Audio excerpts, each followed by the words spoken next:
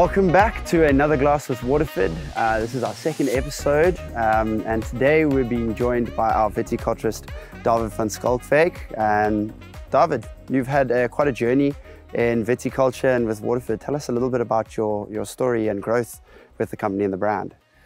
So I started off in 2008 as an assistant under Lombard Loubser, probably the neatest person I've ever met.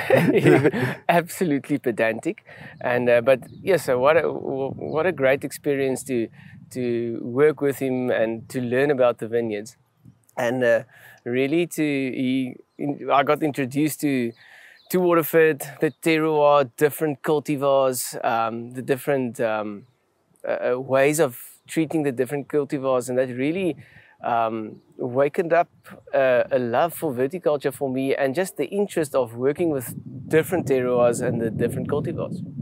Very, very interesting. I mean, a very interesting cultivar that we're actually going to be talking about today, David. We have got the 2020 Waterford Grenache sitting in front of us in these beautiful burgundy glasses, actually. It's a stunning one, a very unique one, something I've not actually heard much about coming out of South Africa. I mean, when you talk about your lighter style reds, more often than not, people talk about Pinot Noir.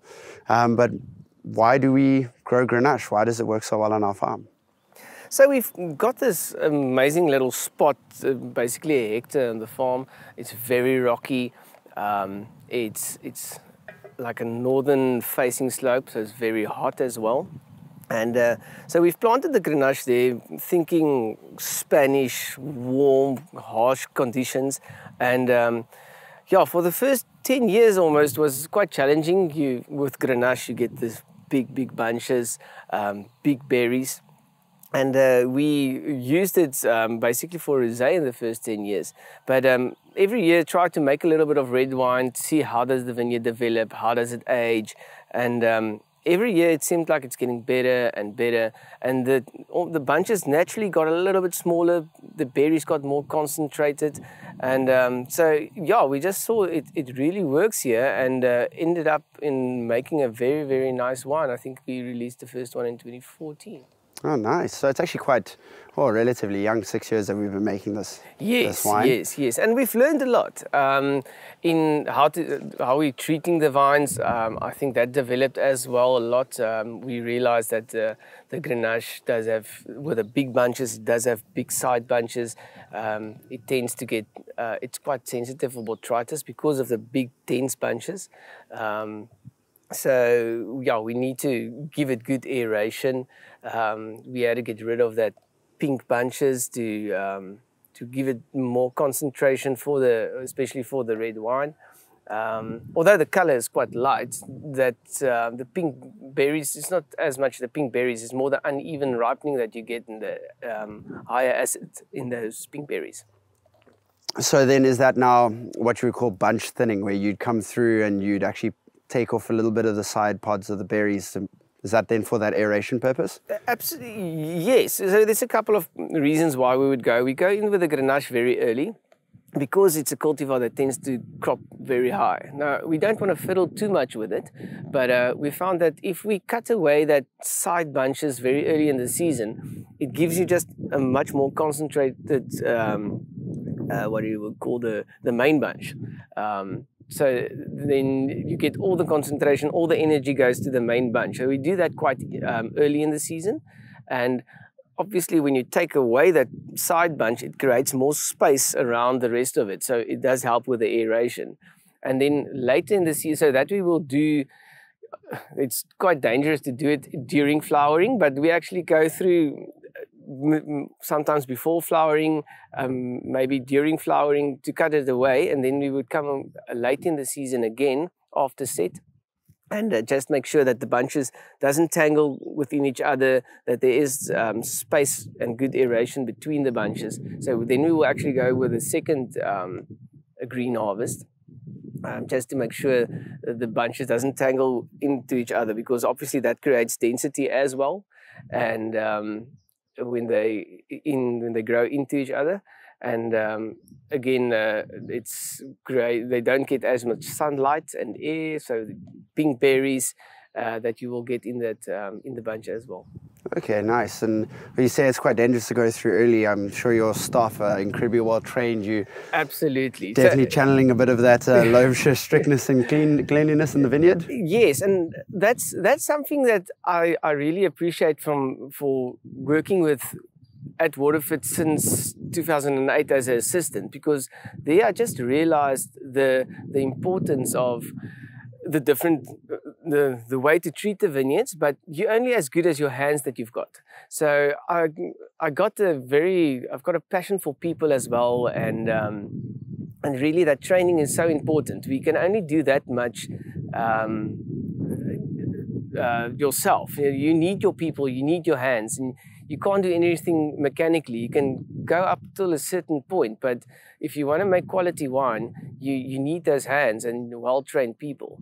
And working as an assistant, I mean, I've been working 95% of my day with the people, and really had a very close relationship with them and get to know them. And when I came back in 2013, it was very nice to walk in, and it was 80% the same team that I used to work with. Felt a bit like family. Yeah, exactly. Lovely. And so it's so nice to work with a permanent core of staff that you've got on the farm that's got the training. Every year is different, but they understand why we're doing things. They've got a good understanding of it. Nice, some fantastic vineyard experts almost. Yes, absolutely. Fantastic. Well, now we've got a nice understanding of almost the Grenache vineyard, but I want to talk a little bit more about the soils.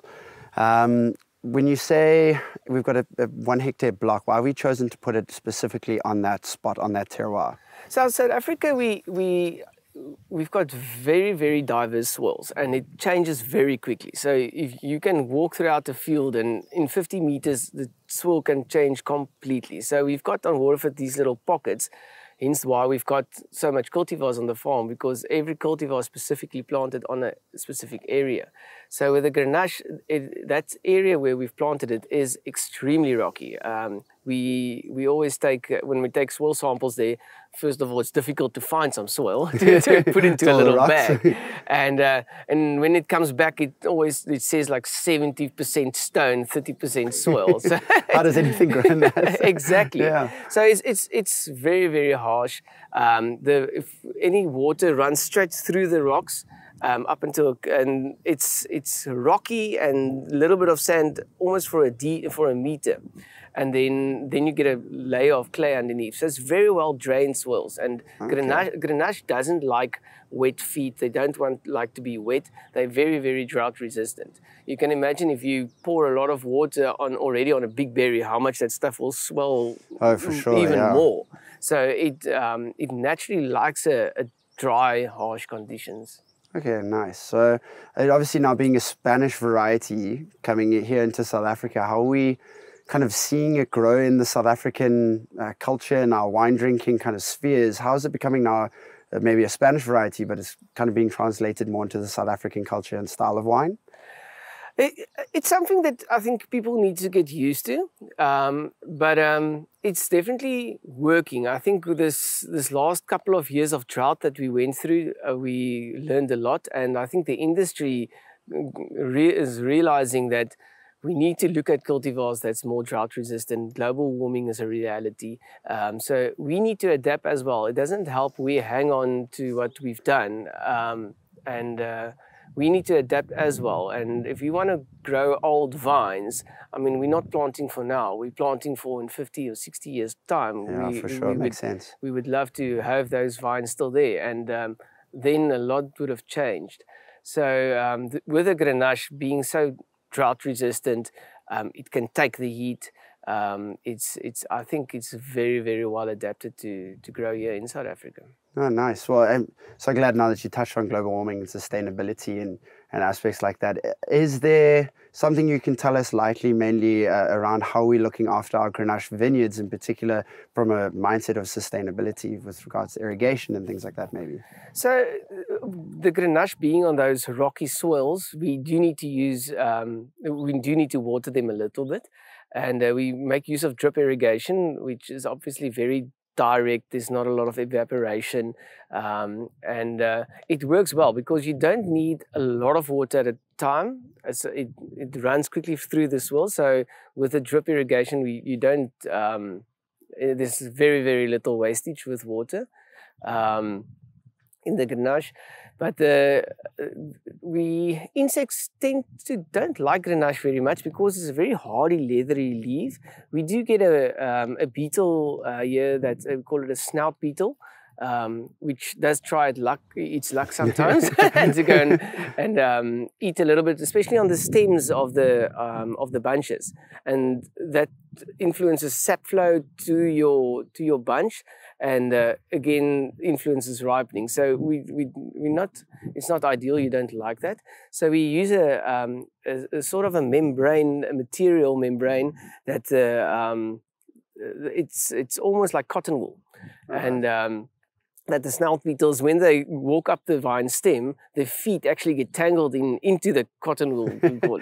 And interesting defense mechanism. Yeah, and they get stuck there. Now you do get once in a while they build a bridge on the cotton wool, and then you would get one or two that will snuck through. But we can live with that. But that's one way we can get away from spraying insecticides. Which we definitely don't want to be doing. Yeah, 100%. I know that we have a nice certification on our bottles, as the sustainability certification. I know we implement a hell of a lot of things to try take care of nature and use Mother Nature to actually help grow our vines and influence our wine for the better. But I'm sure you've got a phenomenal story maybe to tell us about your history or something with Grenache in this particular vintage that you're enjoying. Yeah, I think the cultivar itself and the journey that we had with Grenache in the years that we've worked with it was an amazing learning curve for us. Mark, I think he was here as an intern when they planted those vines. So he was literally here when they've planted it. Shortly after that, I arrived and I helped with putting it with the trellising, and then we really walked the whole path with the process of creating the wine. When is it ready that we will produce actually a red wine? And I remember that when with the first bottling of the wine, we were at our house, and my wife, she made us a venison pie. And Mark and them were there, and he was so excited having this wine with this venison pie, and with really gamey meat, and you've got this delicate wine that you can drink beforehand, but there's so much behind it as well to have it with something like a venison pie that's quite, a big meat to have it with, and the Grenache absolutely works with it. Nice. It's got that gamier kind of aspect in the wine. Definitely, venison's quite a gamey meat. I can definitely see how that works quite nicely. So, with actually the first bottling, you guys were already pairing it with venison together. That's amazing. Yes, and the wine is so versatile. I mean, it's absolutely, here we sit on a summer's day outside, and it's lovely to drink it. It's light in style and enjoyable to even have on a summer's day, but then you can, even with food, and later the evening, it's with a food pairing, it's really great to have it with it. Davy, you've been with the company for quite some time now. I'm sure you've got a favorite memory, something happening in the vineyards or in the tasting room in the cellar, something that can give us a little insight into what happens behind the scenes here at Waterford. I mean, being in the vineyards and just to hear the people chat outside in the vineyards, that is, I mean, if you hear the people laugh and the atmosphere there, that's incredible, and the stories, and just the South African culture is absolutely amazing.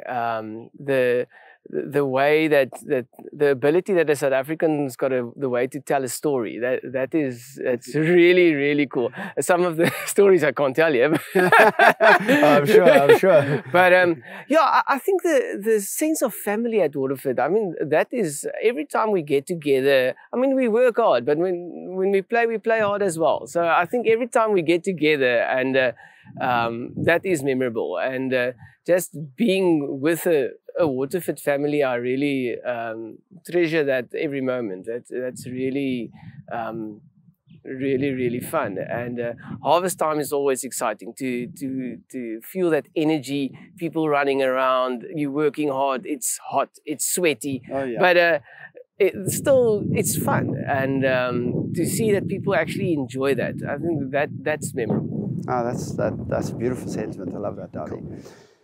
Okay, well, let's dig into the wine a little bit, have a little taste and see what we're actually working with now. The 2020 vintage, I mean, you're mentioning now the first vintage that we ever made was 2014. I'm sure there's been a huge evolution in the wine. As vines get older, you're going to pick up different qualities, more character coming through. I must admit, this 2020 vintage for myself is one of the favorites that we've released in my short time of being here at the company. But tell me about what you think about it.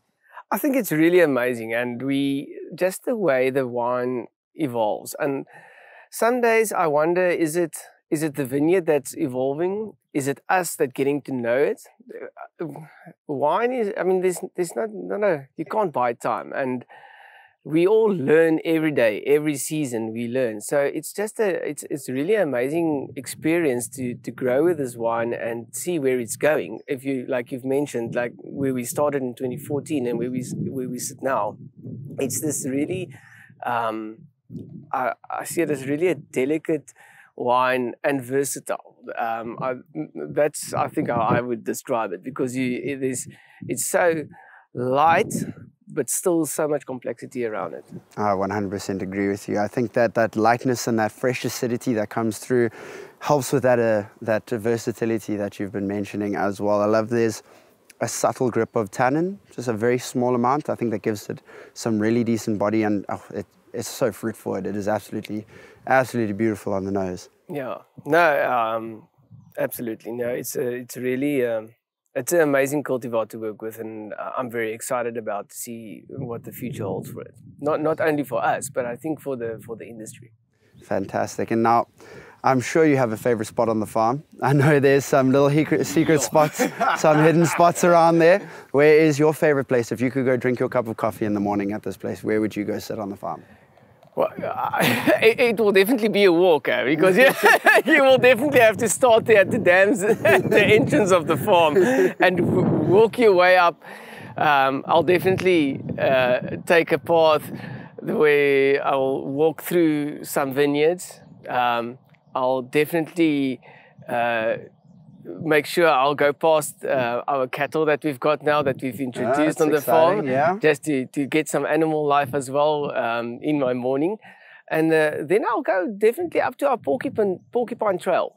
That kloof that we've got up there is absolutely amazing. To see that the old olive trees that we've got there, I mean, they're so old, they've been there for years. To hear the birds there, it's nature at its best. Nice. So a big nature man yourself, Darby. I agree. Well, thank you so much for joining me on this podcast. It's been an absolute pleasure to have you, and hopefully we see you on one of these soon again, hey? Thank you so much. Cheers, Darby. Cheers.